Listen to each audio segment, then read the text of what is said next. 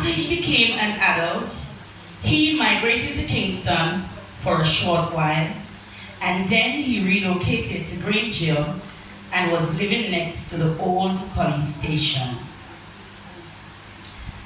After his tenure at that location, he then found settlement in Crowder, where he met new friends who gave him the names Masalik and Chunchun. He also met the love of his life, Lillian, whom he married after a while.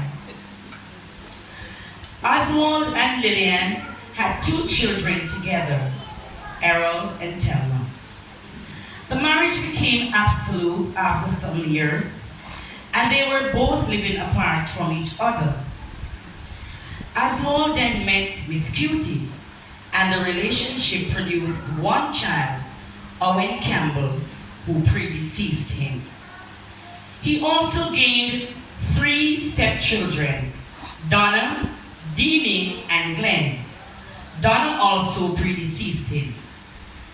After he relocated to Top Geneva, he was given the name Greybeard because his beard started changing color from black to white, hence the name Greybeard.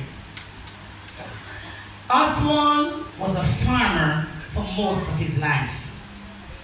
His hands would till the soil from morning until evening, day after day, just to ensure his family lacks nothing. Oswald loved his politics. He was a firm member of the People's National Party. His love for politics was far beyond measure.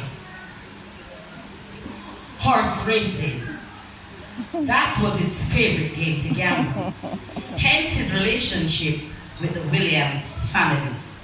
They shared a close relationship. He was also a barber for a few years.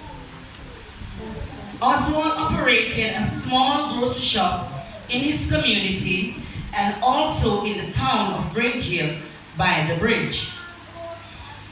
He was also employed to Whisker Sugar Company, cutting sugar cane in Trelawney and Clarendon. The last paid job he did was sweeping the streets of Green Jail town, and this he did with much pride and joy.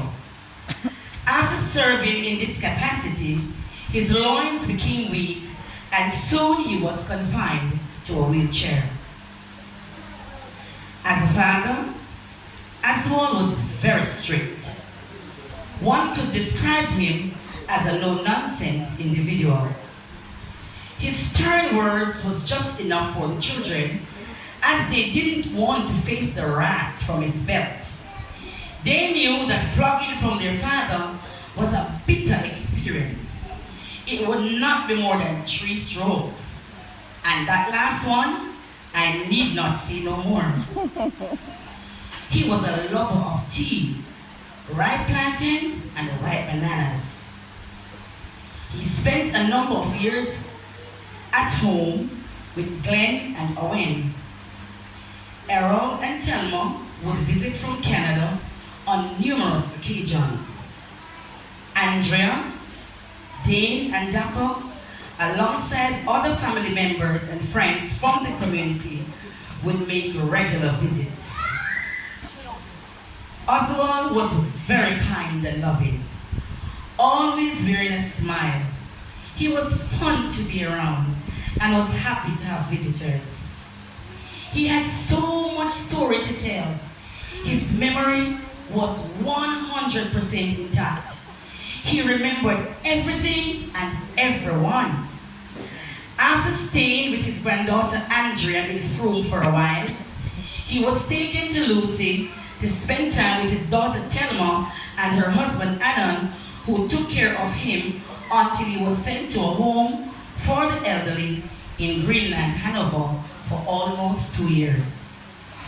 There he was until the time of his passing.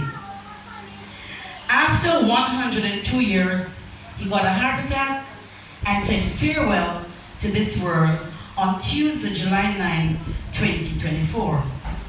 He is survived by 2 children, Thelma and Errol, 2 stepchildren, Deanie and Glenn, 11 grandchildren, 28 great-grandchildren, 5 great-great-grandchildren, Sister Leah, nieces, nephews, and a host of other relatives and friends. Gone is the face we will no longer see. Silent is the voice we will no longer hear. Deep in our hearts, your memories are kept. We love you too much to ever forget. God wanted you back. Your work is done. Sleep in perfect peace. Papa, Graybeard, and Errol's favorite name to call him. Anybody can tell me Errol's favorite name? Mr. B. Mr. B. Walk well, our legend, until we meet again. Big up, big up, big up, big up, big up, big up, big up, big up.